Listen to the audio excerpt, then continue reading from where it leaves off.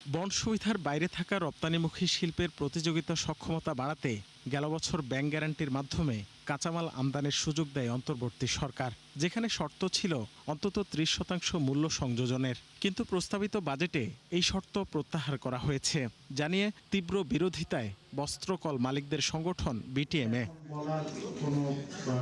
সংবাদ সম্মেলনে সংগঠনটির সভাপতি বলেন, এমন সিদ্ধান্ত বাস্তবায়নে লাভবান হবে ভারত, আর কবর রচনা হবে স্থানীয় শিল্পের।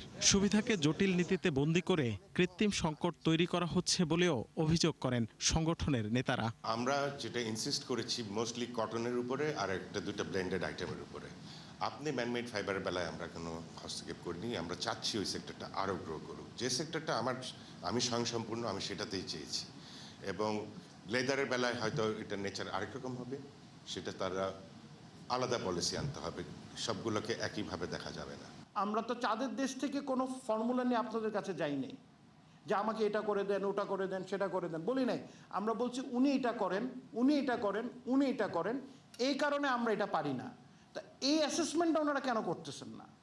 এই অ্যাসেসমেন্ট যদি না করা হয় তাহলে আমরা যেটা বলবো যে আসলে আমাদের অস্তিত্ব টিকে থাকবে না। বর্তমানে পোশাক শিল্পে কর্পোরেট কর হার 12%, কিন্তু বস্ত্রকল মালিকদের গুনতে হচ্ছে 27%-এর ওপরে, যাকে বড় বৈষম্য মনে করছেন খাত সংশ্লিষ্টরা। বলছেন, প্রতিযোগী দেশগুলোর সঙ্গে সামঞ্জস্য রেখে সুবিধা নিশ্চিত করা না গেলে বিপদ আরও বাড়বে।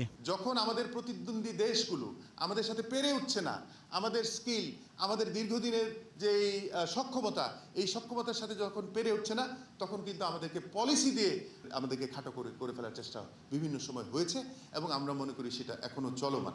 আজকে যদি তাইওয়ান সরকার হইতো, চাইনিজ সরকার হইতো, তাদের দেশের এত বড় স্টেকের একটা সেক্টর 100% প্রবৃদ্ধির হার ইম্পোর্টের, ওরা কিন্তু অনেক চিন্তায় পড়ে যেত, ওরা অনেক ভাবতো, ওরা অনেক প্রোটেকশনের প্যাকেজ নিয়ে আসতো। কিন্তু আমার সরকার হেলে দুলে বেড়াইছে। বর্তমানে বিটিএমের সদস্যভুক্ত কারখানার সংখ্যা 1878টি। গ্যাস বিদ্যুতের সংকট, আর্থিক দুরবস্থা সহ নানা কারণে বন্ধ রয়েছে 114টি।